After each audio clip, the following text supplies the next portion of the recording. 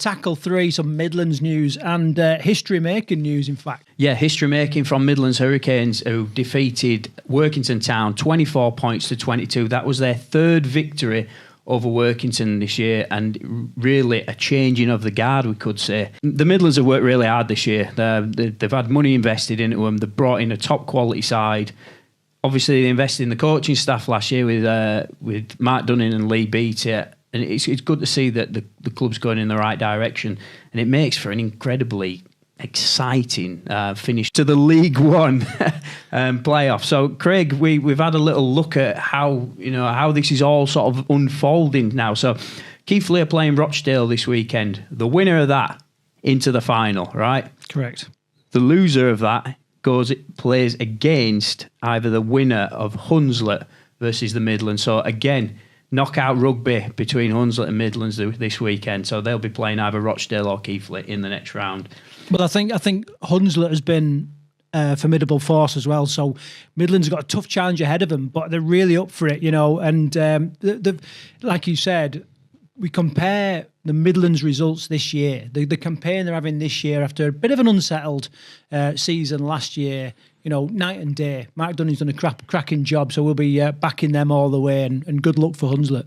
Yeah, and then so the winner of the League One final, then we had to work this out, didn't we? It wasn't that straightforward. The winner of the League One final has got a shot at being in the Championship next season, so they will play 12th place. 12th place, yeah. 12th place, yeah. Oldham automatically promoted.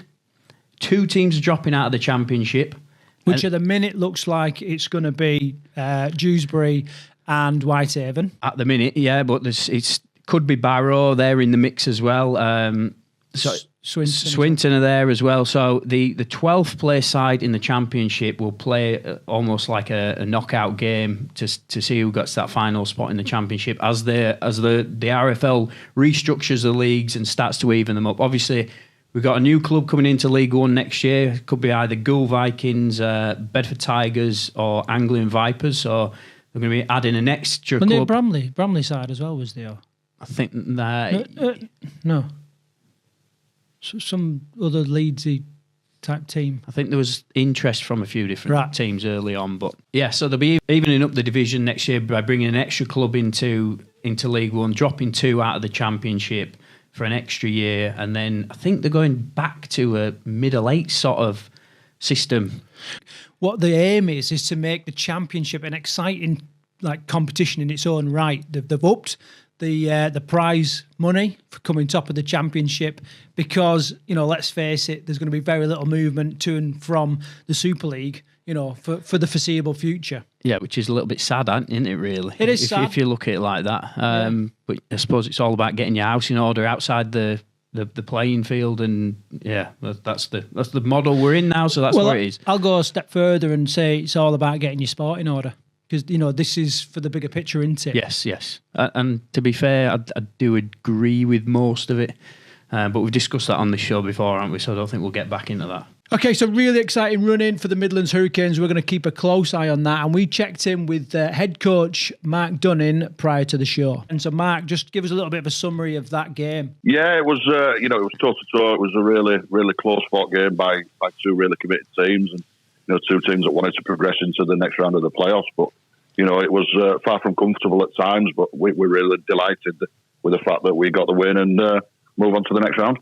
Mark, for anybody who hasn't seen the results, how did the game unfold? Yeah, not great, Carl, to be honest. We opened the game with an error, and from that, credit to Workington. They scored. So a minute into the game, we're 6-0 down, but the boys dug deep and found a rhythm and built a game, and we took an 18-12 lead into half time, and then we had to weather again, a storm from a really committed Workington team. So, but again, the boys found a way, and we kicked the winning penalty with 3 minutes to go, which is a bit of a fairy tale. And now, obviously, you're looking forward to a game against Hunslet at the weekend. But before we talk about that, I just wanted to know what's been some of the significant changes that you've made since you took over the reins at the Hurricanes last year. We just had to be more professional in what we did. Really, Craig. There was a general nest of good players at the club when we got there. They needed a little bit of direction, a little bit of education. And then we just needed to change behaviours and attitudes and focuses, really. We did that.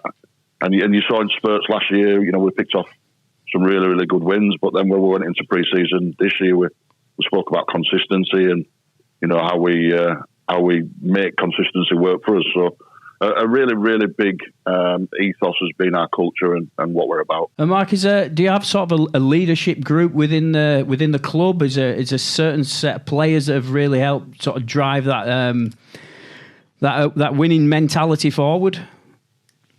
Yeah, we do, mate. We have a leadership group, so there's a captain, Matty Wellham, in there, and our vice captain, John Luke Kirby, and then there's 4 or 5 other guys as well. But they drive it, they're good blokes and they want to get better, which is a real, big thing when you're coaching people. That the fact that they really want to be better and want to be the best they can be is a great foundation. So, the players, they've all bought into what we're looking at, and they're now driving our standards. Mark, and just looking forward to the game against Hunslet at the weekend, then what's your key message for the squad? Oh, we've just got to be, we've got be a little bit more clinical, with what we're looking to do and just concentrate on the finer details a little bit better than we did yesterday. But the overall message to everyone connected to the club and has been for, about a month or so now is that we've got to dare to dream.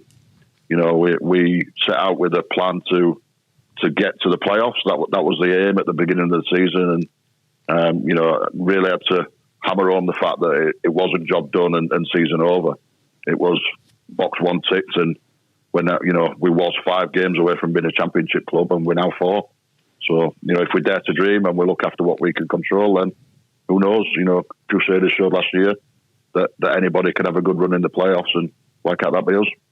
Mark, you just mentioned there that the finer details, and I know you're a big fan of your stats. And what one thing do you think you really need to control this week to get a win over Hunslet? Oh, mate, most rugby games are won and lost within the ruck, aren't they? So if we can control the ruck speed and look after that area, then it goes a long way to any game. I think our pack have been outstanding for most of the year. But as I say, Hunslet are a gritty organisation, a gritty team, and they don't go away. So, we're going to have to go toe-to-toe with them for 80 minutes and look at the finer details within the ruck. Well, good luck for the game coming up, Mark. I've got one more question, actually, Craig, before he finishes. You've started to make some announcements, Mark, for next season, player retentions and things like that. Anybody new that we can expect to be coming into the Hurricane side next year that you're keeping close to your chest? Yeah, we've got 4 or 5 players coming into the club, but they're at different clubs at this moment in time, and been really humble and respectful to the clubs that they're at and the players that we've signed. So they'll get announced once the season's done with and their commitments to the current club's finished. But really, really happy with where we're at, retention and recruitment wise. We're probably about 3 players short of our squad being done.